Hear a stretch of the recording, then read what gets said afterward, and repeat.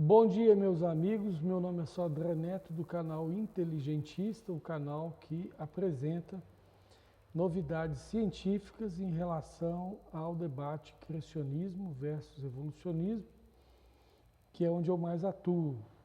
Tem outros temas que o canal também aborda.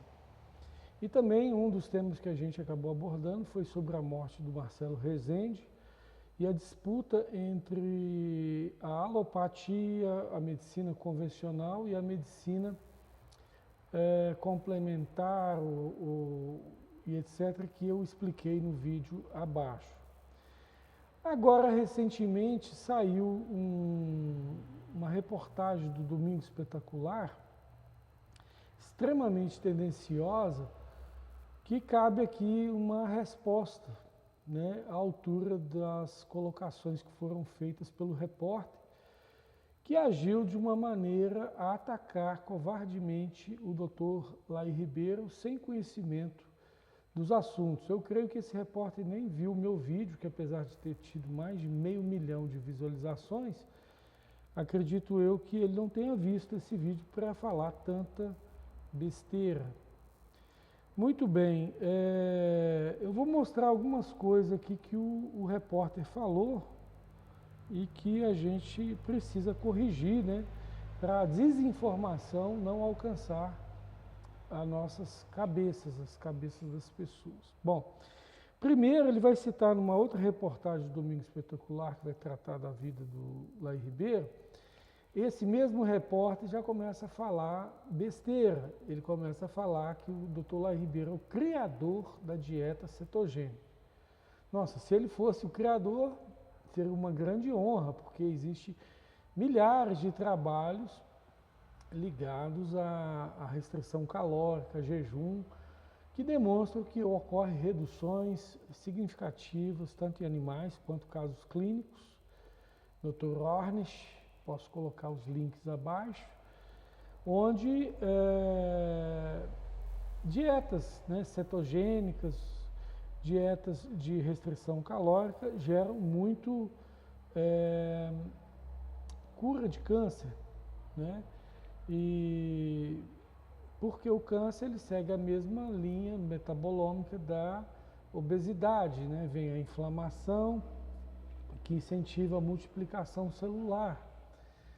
Então, quando você tem anti-inflamatórios ou qualquer alimento anti-inflamatório ou restrição calórica, que é bem anti-inflamatório, como um cientista japonês recentemente falou, as próprias células vão comendo umas às outras, transformando elas em alimento para poder sobreviver e ocorre emagrecimento, cura de muitas doenças, inclusive câncer. Tem até um ditado, se não me engano, árabe, que fala que o jejum não cura, nada mais cura. Você vê até no reino animal, os animais quando ficam doentes, eles costumam ficar em jejum para ver se cura, né?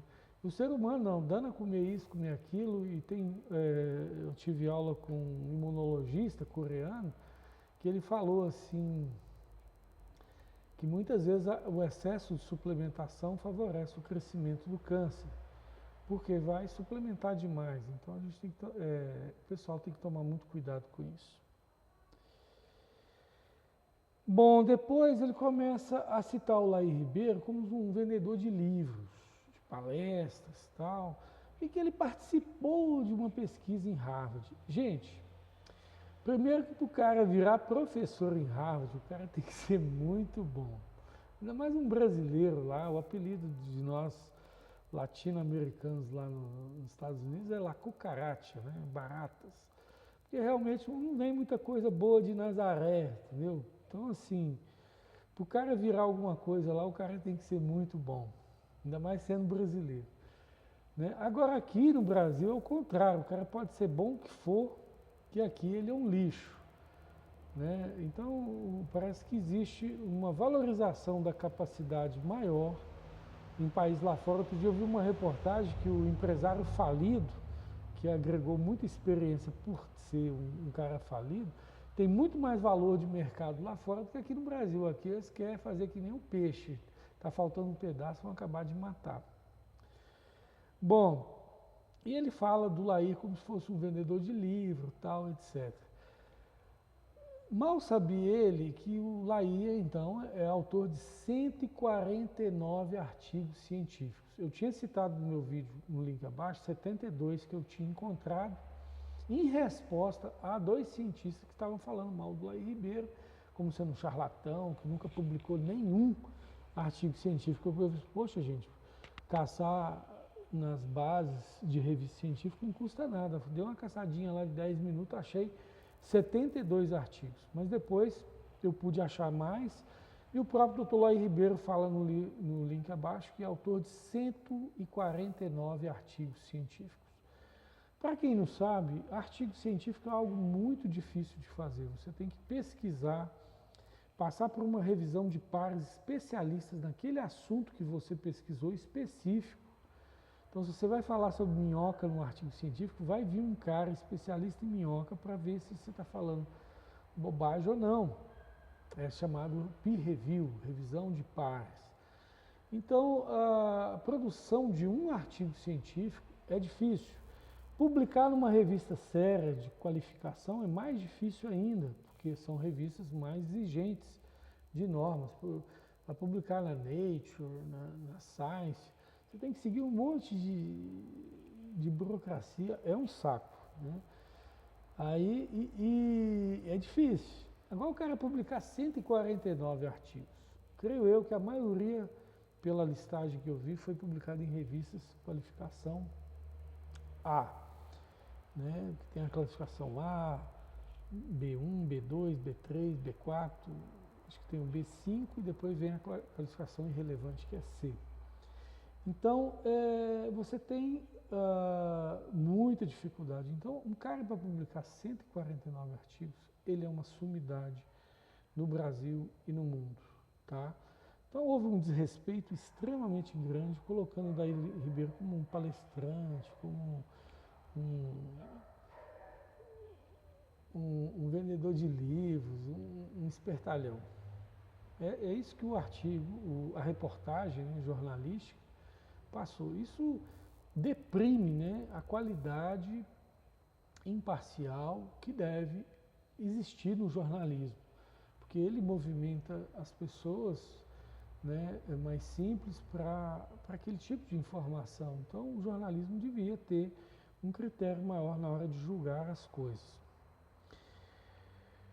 Bom, eu coloco o link aí embaixo da minha comunidade dedicada ao Laia Ribeiro, contendo 72 artigos científicos que eu achei, mas tem muito mais. Sobre oncologistas, que a reportagem falou que os oncologistas não concordam com o trabalho do Laia Ribeiro. Eles não são capazes nem de avaliar o trabalho do Laia Ribeiro. Quem é capaz de avaliar o trabalho do Laia Ribeiro é quem entende de nutrição, oncologista.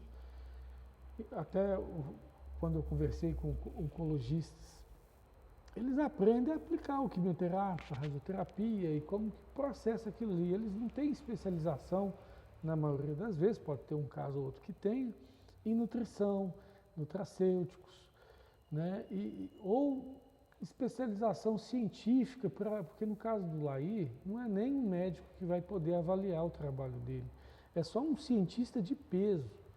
É alguém que está muito acima da média de ficar, o que você acha do Laia Ribeiro? Não, tem que ser um cientista assim, muito bom para poder avaliar o trabalho do Laia Ribeiro. Não é qualquer um que é capaz de emitir alguma opinião em relação aos assuntos que o Laia Ribeiro aborda, tá certo? Então, fica aí a dica para os jornalistas, né? No caso, o jornalista do Domingo Espetacular, para não cometer mais essa gafe, porque você tem que primeiro verificar o potencial da pessoa que você vai criticar e depois vai ter que ver quem é capacitado para fazer uma avaliação dele. Não é você sair pegando na esquina qualquer oncologista, qualquer médico e falar a opinião deles aqui é contra 2 médicos, etc. Entendeu?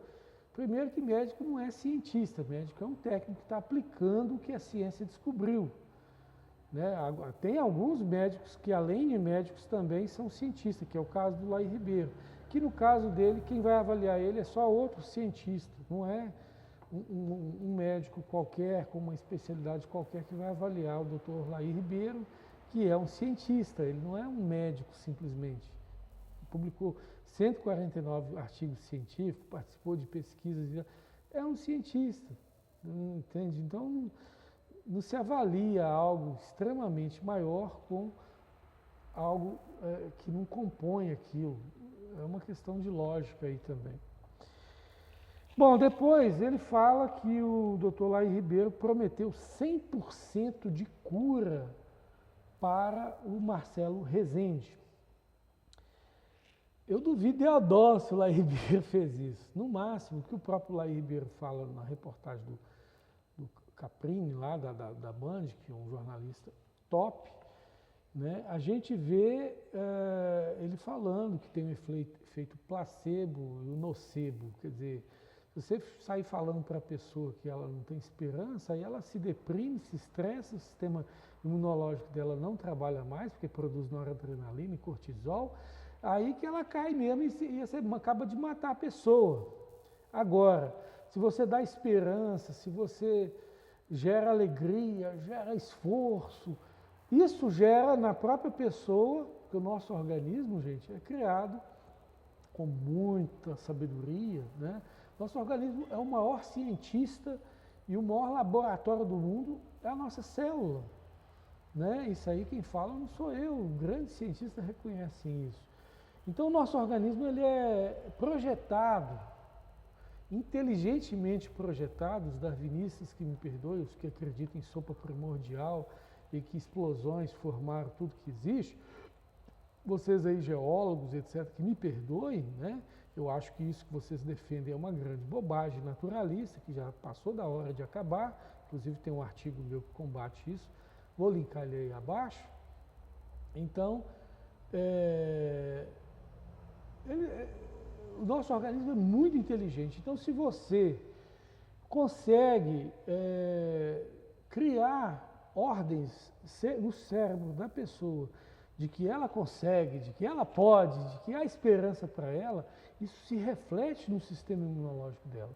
Assim também quando você dá uma notícia triste para a pessoa, daqui a pouco ela gripa. Então isso já é fartamente estudado, sistema imunológico, na literatura, o que a gente pensa se comunica com as células T, com mandatárias do exército de 40 mil cérebros, que são o nosso sistema imunológico, que vai trabalhar a favor ou contra, dependendo do que você pensa. Então isso já é fato na ciência. Então quer dizer, vamos estudar, pessoal, vamos tentar saber o que é sistema imunológico, para depois tentar ajuizar o que o Dr. Laí Ribeiro fez ou não, né? Sobre a proibição do Laí Ribeiro clinicar em São Paulo, eu não preciso comentar de uma bobagem dessa, uma lei imbecil dessa, né? Um cientista, um dos maiores médicos do mundo não pode clinicar em São Paulo. Quer dizer, é para dar gargalhada de riso dessas resoluções, desses negócios aí. Deus me livre, aqui quem controla esse sistema médico no Brasil parece que é uma máfia. Uma máfia, a Anvisa é uma máfia que trabalha para a indústria farmacêutica, com muita probabilidade, e o Conselho Federal de Medicina é uma máfia que trabalha em torno da classe médica brasileira, que dificulta totalmente médicos estrangeiros e vai dificultando daqui, tudo tem que pagar taxa para eles. Então, assim, Brasil, eu vou te falar, viu, é uma desgraça isso aqui, né? Começar as faculdades de medicina aí cobrando R$4.000 a mensalidade, né? E para você passar no Enem e poder fazer medicina, o cara tem que ser um gênio, né?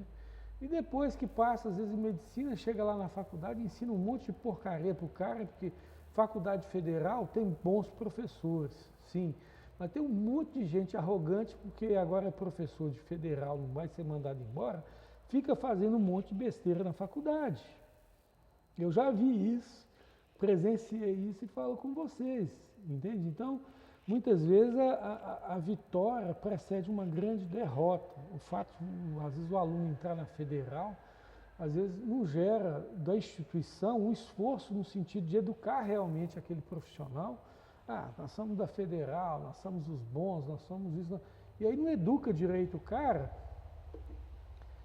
e gera o que gera aí, um monte de profissionais ruins, tanto formados pela federal, e às vezes você tem bons profissionais que não foram formados por universidades federais, por instituições que se esforçaram para dar o seu melhor para as pessoas, né? Eu tenho visto, igual eu acompanho a minha esposa, ela estuda, está formando agora em administração na Anhanguera. Eu fico olhando o material deles, que didática, que maravilha de material. A Anhanguera está de parabéns. Agora, a minha Universidade Federal, nem sempre eu posso tecer tais elogios. Pelo contrário, eu tenho um caminhão de críticas e alguns poucos elogios, algumas poucas exceções. Então, vejam bem, é sério essas coisas. A gente tem que ter muito cuidado na hora de avaliar essas competências, essas proibições, essas legislações, essas coisas. Bom, o que mais que eu falo aqui sobre não ter no CREMESP medicina preventiva? Meu Deus, não tem não? E aí a doutora lá, a ginecologista que atendeu o Marcelo Rezende, está sofrendo um crime porque não tem. Gente, essa doutora devia criminalizar esse CREMESP aí que não tem ainda homologado a especialidade de medicina preventiva. Meu Deus, medicina preventiva é o que mais se pratica, se deve praticar para ter saúde, meu pai do céu. Então, quem é o criminoso nessa história é o CREMESP, não é a ginecologista que botou lá medicina preventiva, porque o que ela vai falar? Aqui no Brasil é uma idiotice tão grande, um atraso tão grande, que a pessoa não pode falar alguma coisa que seja verdadeira, mas que não está homologada, ainda não passou pelos atrasos. Isso aí é atraso, gente. Em vez desse jornalista criticar esse atraso do sistema, não, ele gosta do sistema, ele é bonzinho. É aquele tipo de pessoa que acha que se está dentro do quadradinho permitido pela lei, então está ótimo. E aí pode matar, pode a quimioterapia matar, pode fazer o que for, deixa o mundo cair, eu estou dentro do meu quadradinho legalizado, homologado e recomendado pelas autoridades. Gente, se a gente for seguir isso, o mundo desaba. O mundo desaba. Você está morrendo, vai para uma fila do SUS e aquela atendente falar, o sistema não permite que eu te coloque você na frente da fila. O mundo desaba se a gente for legalista, for letrista. A letra, como dizia o apóstolo Paulo há 2000 anos atrás, a letra mata pombas. O espírito vivifica, quer dizer, o sentido justo das coisas é que deve acontecer. Muita injustiça é feita em nome da lei, tá? Não é por isso que você vai transgredir as leis, não. O espírito da lei você não deve transgredir, você deve ser honesto, bondoso, correto, verdadeiro, prudente, também na hora de falar a verdade, porque se você falar toda a verdade com uma pessoa que está com câncer terminal, ela desaba, morre mais rápido ainda. Já tem estudos sobre isso. Tinha uma enfermeira lá, não sei que ano, já tem tempo esse estudo, que ela reparou que quando ela contava que o cara estava com câncer, o cara morria mais rápido. Quando ela não contava, a pessoa vivia mais tempo. Sistema imunológico. Então, gente, a gente tem que entender que existem leis e leis. Leis não são justiça. Justiça está aqui em cima. Leis é uma maneira de tentar estabelecer justiça. Só que, nesse caminho de tentar estabelecer justiça, você tem leis feitas por pessoas que ignoraram a situação, estabeleceram uma regra precipitadamente ou com um grau de ignorância. Você tem leis tendenciosas para beneficiar indústrias, você tem leis inadequadas para uma situação ou outra. Então, assim, a gente tem que entender que o juiz pode dar aula para vocês disso, né, sobre jurisprudência. Muitas vezes um juiz enxerga uma situação fora da lei, já decide a favor de uma situação, o outro também decide, aí quando vários decidem, vira uma jurisprudência e vira uma nova lei, uma emenda e etc. Então a gente tem que entender que justiça é uma coisa e o que está legalizado, ordenado, é outra. E essas coisas que estão ordenadas, que estão erradas, estão em falta, a gente tem que protestar para ver melhorias, né, e para o país poder andar para frente e não ficar paralisado na tradição que as leis determinaram, tá bom? Então é isso que ocorre, a gente tem que buscar cada vez mais melhores coisas. E no vídeo abaixo eu já expliquei essa questão de tratamento alopático versus tratamentos mais naturais, mais inovadores da própria ciência, que incluem às vezes tratamento alopático junto, tudo, só que são tratamentos mais inovadores, que são classificados como medicina complementar, integrativa, um monte de nome que inventa aí, mas é porque a ciência não foi convalidada a nível de teste clínico, aí inventa esses nomes aí para dizer que a coisa tem um valorzinho complementar, tá? Um grande abraço, desculpa aí o vídeo deu 20 minutos. Assina o nosso canal aí.